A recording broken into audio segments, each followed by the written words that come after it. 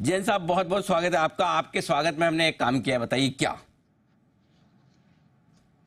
मेरे स्वागत में काम किया है क्या?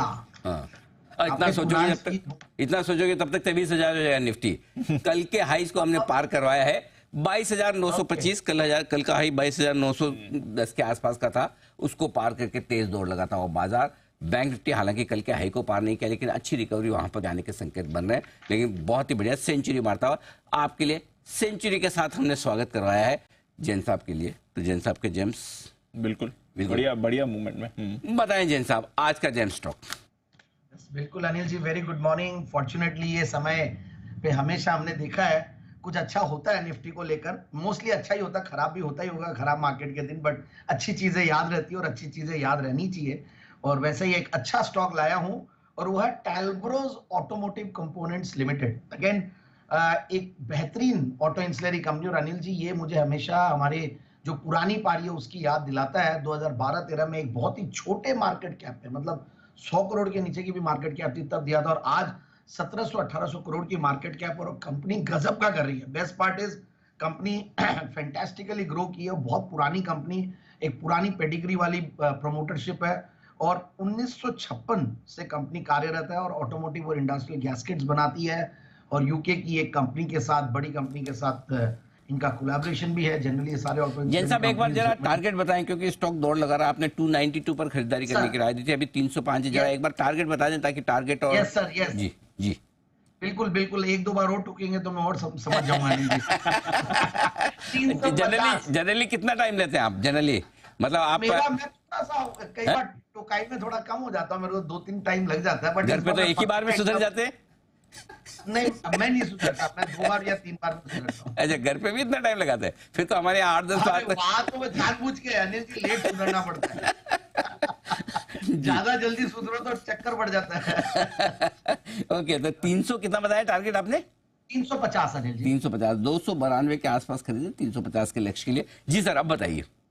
यस सर, देखिए इन सालों में कंपनी ने एक गजब का, इन्होंने गैस्केट्स में, हीट शील्ड्स में, फोर्जिंग्स में, सस्पेंशन सिस्टम्स, इन सब में अच्छा एक नाम बनाया है। और अच्छे खासे बड़े बड़े वेंचर पार्टनर्स रहे हैं, जापान के भी हैं तो इटली के भी हैं, और टेक्नोलॉजी पार्टनर्स भी रहे हैं। और उससे भी बढ़िया बात है, कंपनी की मैं रेटिंग्स देख रहा था, बहुत स्ट्रॉन्ग क्रेडिट रेटिंग्स, मतलब A1+ अगर आता तो अच्छा लगता है। और कंपनी का डिमांड जो ऑटो इंसुलरी, इनफैक्ट हमने देखा किस तरीके से इन्होंने आउट परफॉर्म किया। जो एक डी डे था और जो जबरदस्त डिप डे था इंडियन मार्केट्स का इन रिसेंट हिस्ट्री, और इलेक्शन वाले दिन 4 तारीख को भी ऑटो स्टॉक्स अच्छा कर रहे थे। इनको रूरल डिमांड के साथ, एफएमसीजी के साथ कहीं ना कहीं एक कंपैरिजन किया जाता है। तो यही एक रीजन था कि मैं ऑटो इंसुलरीज को काफी बढ़ लाया हूं। हालांकि मुझे एक आईटी स्टॉक भी लाना चाहिए था, बट आईटी स्टॉक तो बहुत सारे दे चुके हैं, एक के बाद एक देते ही रहते हैं। तो मैंने बोला कि इस बार ऑटो इंसुलरीज पे और ज्यादा, जो मेरा फेवरेट सेक्टर है उस पर फोकस करें।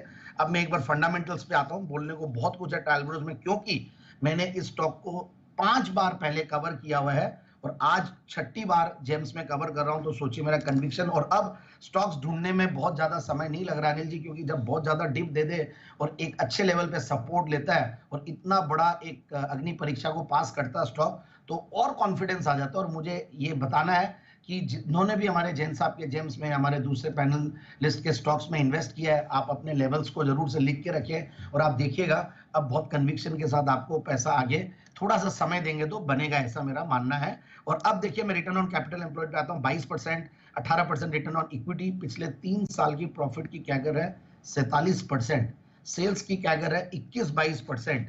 और अच्छा खासा इन्होंने डेट्स को भी कंट्रोल कर रखा, क्योंकि जब एक्सपेंशन करते हो और डेट्स कंट्रोल रहते हैं तो और बढ़िया बात है वो। और दूसरी बात ये है, क्वार्टरली रिजल्ट्स को देख रहा था, अदर इनकम का फैक्टर जरूर है, बट मैं ऑपरेशनल इनकम को फिर इसलिए मैंने कंपेयर किया।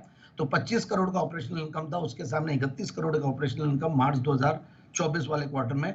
175 करोड़ के टॉप लाइन के सामने 203 करोड़ का टॉप लाइन, पहली बार 200 करोड़ के ऊपर क्वार्टरली टॉप लाइन पहुंची है।